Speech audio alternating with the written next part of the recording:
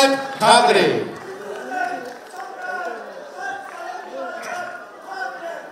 विजय असो शिवसेनेचा.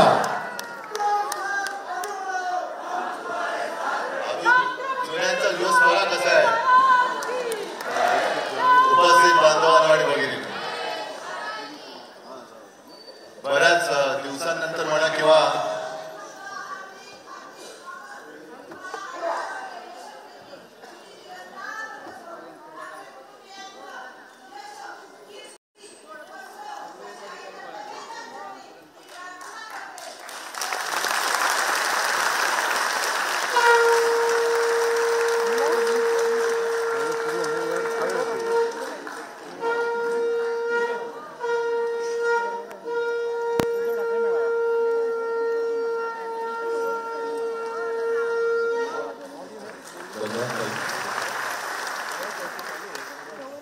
अशा आशीर्वाद लाभल्यानंतर मग संकटाची चिंता कशाला करायची. आज बऱ्याच दिवसानंतर किंवा एक आपल्यामध्ये संघटनेचा कार्यक्रम झाला होता गेल्या वर्षी, पण पुण्यामध्ये तसं येणं होतं. मात्र आज म्हणजे आता कोणत्या शब्दात बोलायचं, मी पुन्हा येईन नाही, पण मी नेहमी येईन पुण्यात.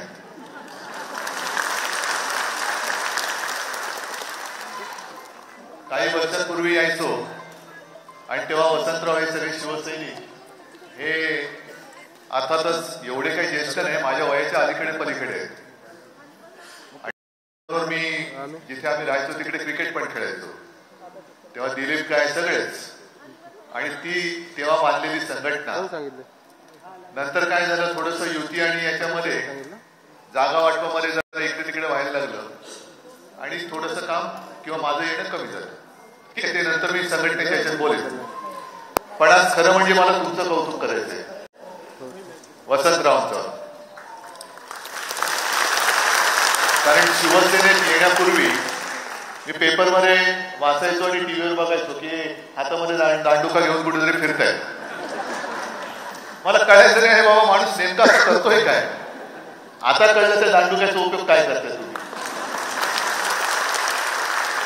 आणि ही कदाचित लोकशाहीची मी शोकांतिका नाही म्हणत, पण दुर्दैवी अवस्था आहे की कोर्टात जाऊन न्याय मिळत नाही, पण हातात दांडुका मिळाल्यानंतर न्याय मिळतो हे तुम्ही आज सिद्ध करून जाता.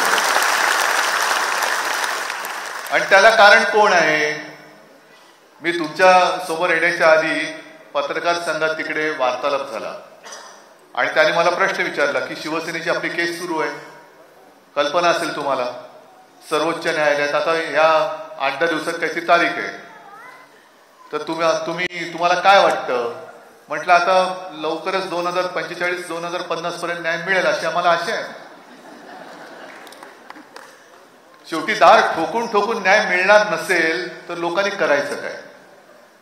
आणि तुमच्यासारख्या माता भगिनी ज्यांचा कोणी वाली नाहीये, तुम्ही जी काय कर्ज घेतली, आपल्याकडे जो उल्लेख तुम्ही केला की सगळे गडगंज संपत्ती लुटून परदेशात पळून गेले, हे कुठे पळणार. पळून शेतकरी आत्महत्या करतोय, तो कुठे पळणार. कारण आपण सगळेजण जे सर्वसामान्य आहात ते प्रामाणिक आहात.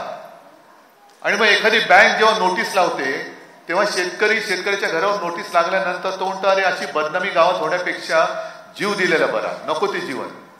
म्हणजे तो देश नाही सोडत, तो देह सोडतो. हा फरक आहे.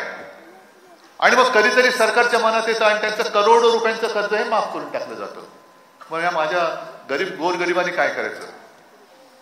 जो तुम्ही उल्लेख केला हे आता सगळं चांगलं झालंय म्हणून चांगलंय, पण जेव्हा कर्जामुळे तुमची बँक खाती गोठवली गेली आणि घराघरात जेव्हा वाद विवाद, खातं गोठलं असेल किंवा नसेल पण कर्ज फेडता येत नाही म्हणून वादविवाद होत असते, हे टेन्शन तुम्ही कसं सहन करू शकलात. हे जोपर्यंत ज्यांनी तुम्हाला फसवलं होतं त्या नालायकांना भोगावं लागत नाही तोपर्यंत ती संकट हे दूर नाही होणार. आज मला नक्की समाधान आहे. आणि वसंतराव तुम्ही जे म्हणता ना, सगळे शिवसैनिक तर सोबत आहेतच. करा ना सुरू दरबार, करा जनता दरबार सुरू करा. नाहीतर शिवसेनेचं जन्म घेण्याचं कारण काय दुसरं. न्याय हक्कासाठी लढणारी शिवसेना, न्याय हक्क, सत्ता असो किंवा नसो,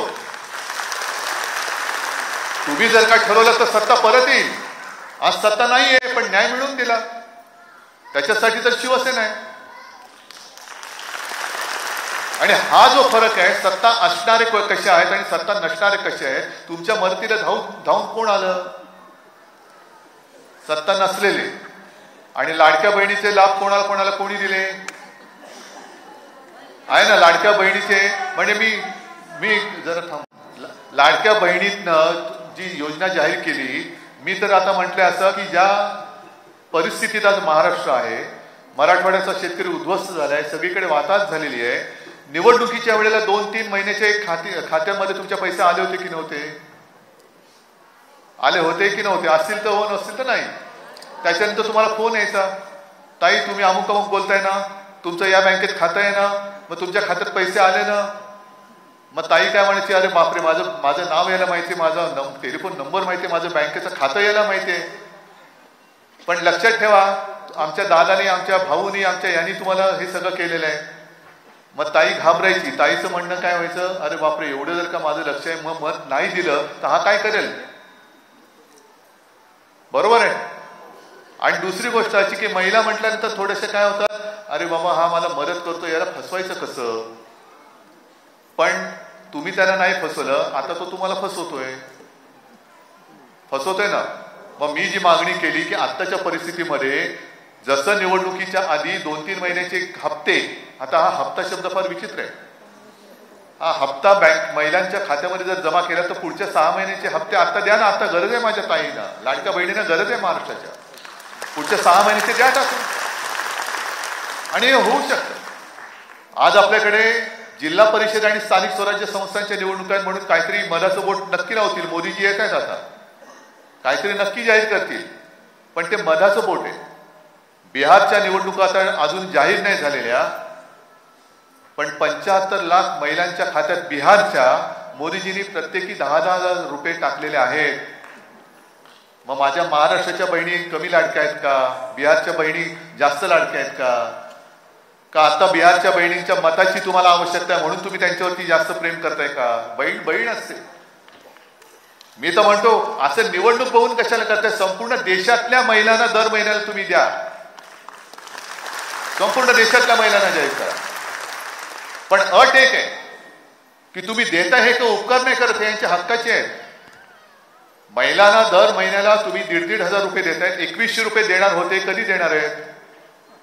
2100 रुपयाचा पत्ताच नाहीये. पण 1,500 देतानाच वांदे होणार असतील आणि तरी सुद्धा कधीतरी देत असतील तर ह्या माझ्या बहिणी आहेत, तुमच्या पगारी मतदार नव्हेत. त्यांना त्यांचं मत स्वातंत्र्य आहे, त्यांना पाहिजे तिकडे ते मत देऊ शकतात. आणि जसं आज आमच्या तात्यानी हातामध्ये नुसता एक दंडुका घेतला तुमच्या भरोशाचा, तुमच्या आशीर्वादाचा. हा दंडुका कसला आहे? तुमचे आशीर्वाद. आणि तो घेतल्यानंतर समोरची लोक सरळ आली आणि तुमचं सगळं कर्ज माफ झालं. तुमच्या आयुष्यात थोडा तरी आनंद आम्ही देऊ शकलो, हे आमचं समाधान आहे. हे सत्तेपेक्षा मोठं समाधान आहे. म्हणजे कुठेही गेल्यानंतर आला चायला मुख्यमंत्री असं म्हणण्यापेक्षा आपला आला, तात्या आला, हे केवढं मोठं काम आहे, केवढं मोठं काम आहे. आणि म्हणूनच की ही जी एक वृत्ती आहे शिवसेनेची, जे शिवसेना प्रमुखांनी सांगितलंय, 80% समाजसेवा आणि 20% राजकारण. 80% समाजसेवा, ही समाजसेवा आहे. आणि जेव्हा समाज ठरवतो तेव्हा कोणाचाही माज तो उतरवू शकतो, ही ताकद समाजाची असते. आणि या सगळ्या शिवसैनिकांना मी आता वरती जातोच आहे, त्यांच्यासमोर बोलणारच आहे. पण माता भगिनींना सांगतोय, जो आशीर्वाद तुम्ही आता दिला हा मातृशक्तीचा आशीर्वाद आहे. आणि हेच माझं बळ आहे, हीच आमची शक्ती आहे. नुकतंच नवरात्री संपलेली आहे. ती जगदंबा ही तुम्ही नाही तर दुसरी कोण आहात? तुम्हीच तर आहात जगदंबेचे अवतार, जगदंबेचं रूप. त्याच्यामुळे हे आशीर्वाद असेच कायम पाठीशी ठेवा.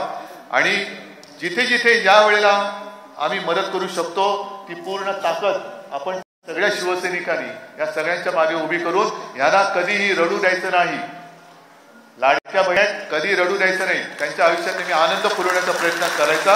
आणि तो प्रयत्न करण्यासाठी तुमचे आशीर्वाद आम्हाला असेच देत राहा एवढीच विनंती करतो. जय हिंद, जय महाराष्ट्र.